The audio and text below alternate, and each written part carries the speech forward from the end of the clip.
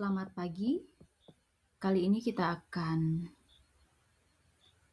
membahas tentang mata kuliah pengelolaan program, di mana kita semester ini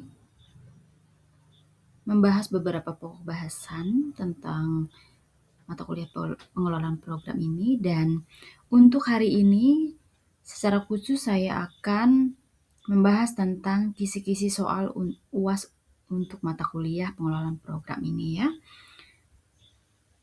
Oke, next. Untuk mata kuliah pengelolaan program di semester ini, ada beberapa pokok bahasan yang telah kita bahas secara bersama-sama, baik itu dari pertemuan awal hingga pertemuan akhir ya. Nah, tentang pengantar pengelolaan program, kita telah belajar pengelolaan program itu apa, fungsinya apa, manfaatnya apa ya. Lalu tentang siklusnya, lalu tentang perencanaan program, lalu tentang pelaksanaan dan pengorganisasian program, lalu tentang studi kasus yang ada di masyarakat juga ya, lalu dianalisis. Lalu juga tentang monitoring dan evaluasi program itu seperti apa, begitu ya. Sudah dibahas baik itu oleh dosen pertama maupun pengampu mata kuliah dosen yang kedua ya. Penyusunan laporan program itu seperti apa, sudah dilakukan project ya di pokok bahasan yang ini. Lalu studi kasus dan simulasi pelaksanaan program PLS, dan revisi dan finalisasi program itu seperti apa, lalu presentasi akhir program itu seperti apa. Oke. Nanti ada beberapa soal ya yang akan kita bahas begitu, atau akan keluar di semester ini, yang berkaitan dengan perbedaan ya program dan kegiatan. Itu nanti kalian akan deskripsikan atau jelaskan ya. Itu jadi menurut versi kalian sendiri. Nah, jadi program itu adalah rangkaian aktivitas yang saling terkait ya untuk mencapai tujuan tertentu dalam jangka waktu tertentu pula ya. Nah, sedangkan kegiatan itu merupakan bagian dari program yang berupa tugas atau tindakan lebih spesifik seperti itu. Nanti kalian jelaskan menurut versi kalian sendiri ya.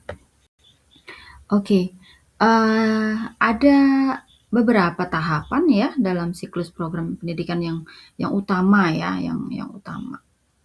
Ada perencanaan ya, jadi kita sudah bahas tentang ketika kita melaksanakan suatu program, maka kita harus melaksanakan perencanaannya terlebih dahulu.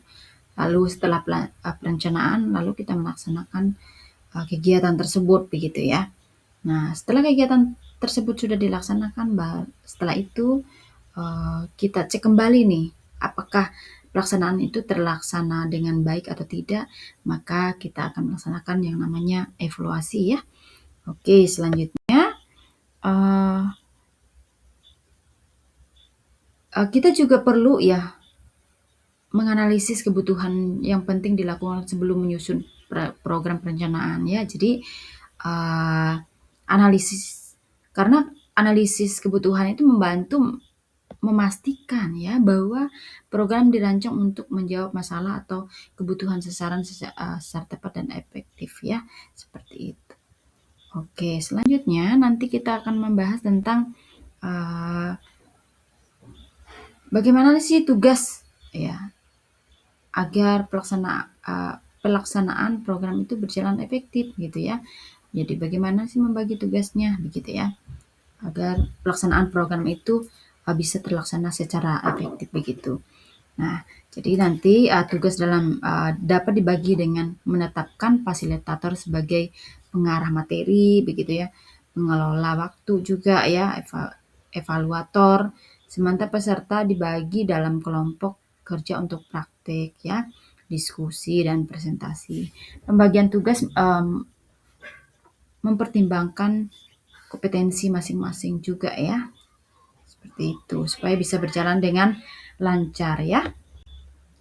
Lalu nanti kita akan membahas tentang langkah monitoring mingguan pada program literasi masyarakat, begitu ya.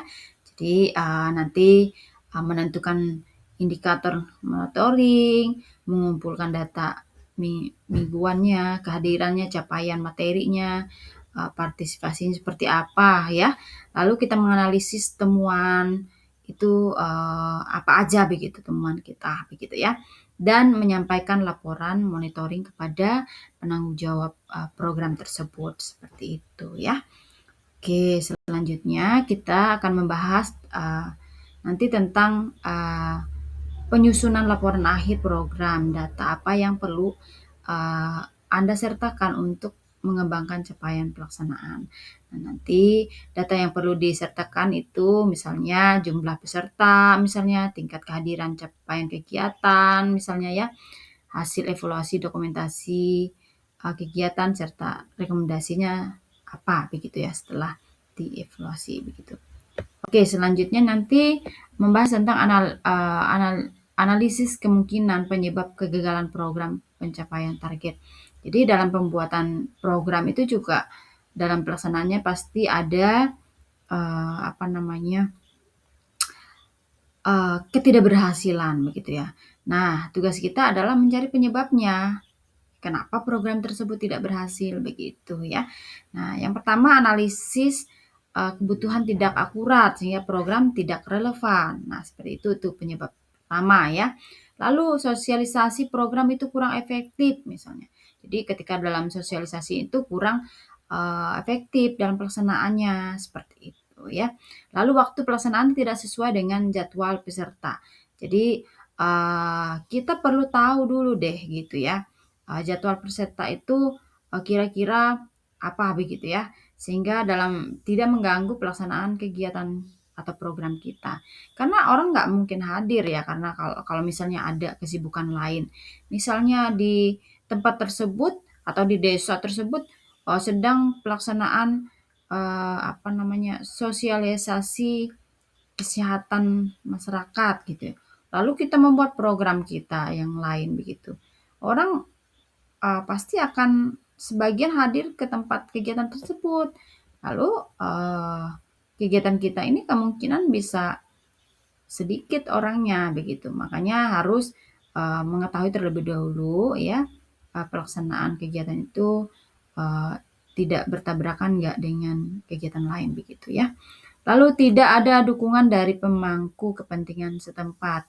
Jadi misalnya RT RW-nya atau kepala desanya tidak mendukung ya, tidak akan bisa berjalan dengan lancar kegiatan tersebut kalau tidak ada dukungan orang-orang di daerah tersebut begitu ya, orang pemangku kepentingan gitu ya. Lalu hambatan budaya dan sosial. Jadi kadang-kadang kita bikin program yang mungkin saja bertentangan dengan budaya sosial orang di tempat tersebut begitu. Maka penting namanya sebelum melaksanakan program itu kita kita survei dulu deh gitu ya, supaya nanti program yang kita laksanakan itu tidak ada hambatan seperti itu ya. Oke, selanjutnya oke, yang ke-8. Nanti kalian akan menganalisis hubungan antara indikator input, proses, dan output dalam evaluasi program pelatihan dasar komputer. Ini khususnya komputer ya, tapi nanti bisa di pelatihan lain begitu ya. Oke, nah inputnya fasilitator, perangkat komputernya, materinya memengaruhi kualitas proses pembelajaran ya. Lalu prosesnya, nah metode mengajar, partisipasi peserta, kelancaran kegiatan ya, mempengaruhi kualitas output juga ya. Lalu jika input kurang memadai atau proses tidak berjalan efektif, maka output itu berupa peningkatan keterampilan itu tidak akan tercapai dengan maksimal, optimal begitu ya. Oke, selanjutnya 9. Dalam revisi program ditemukan bahwa metode pelatihan kurang sesuai dengan karakter peserta. Nah, apa dampak masalah tersebut terhadap kelulusan kualitas program begitu ya. Keseluruhan kualitas program gitu maksudnya ya. Jadi nanti kalian akan jelaskan menurut versi kalian sendiri ya. Jadi metode yang tidak sesuai dapat mengakibatkan rendahnya partisipasi peserta ya, kesulitan memahami materi juga, ketercapaian tujuan program juga menurun, serta menurunnya keberlanjutan program tersebut ya. Jadi hal ini mempengaruhi efektivitas dan efisiensi program secara keseluruhan jadinya begitu ya. Oke, nanti kalian sampaikan menurut versi kalian sendiri begitu. Oke, dan yang terakhir nanti kalian akan membahas tentang atau menjelaskan tentang komponen yang harus ada dalam presentasi akhir program agar dapat meyakinkan pihak konselor atau pemangku kepentingan ya. Jadi harus ada komponen yang harus ada dalam presentasi akhirnya. Nah, contoh ya, latar belakang dan tujuan program itu apa, begitu ya, supaya orang tertarik gitu ya. Lalu proses pelaksanaannya seperti apa, jadi kita uraikan begitu ya, prosesnya seperti apa dijelaskan. Lalu data capaian baik itu kuantitatif maupun kualitatif itu apa gitu ya. Jadi kita akan sampaikan. Lalu temuan evaluasinya apa di kegiatan tersebut gitu ya. Lalu dampak program yang kita laksanakan itu apa? Lalu kita jelaskan semua kepada pemangku kepentingan ya. Lalu kelemahan dan rekomendasi ke depannya apa? Jadi kita temukan kelemahan-kelemahannya apa aja, lalu rekomendasi kita apa begitu ya di kegiatan tersebut ya. Lalu selanjutnya rencana tindak lanjut ya. Rencana tindak lanjutnya apa seperti itu ya. Rencana tindak lanjutnya kita seperti apa ya. Jadi seluruhnya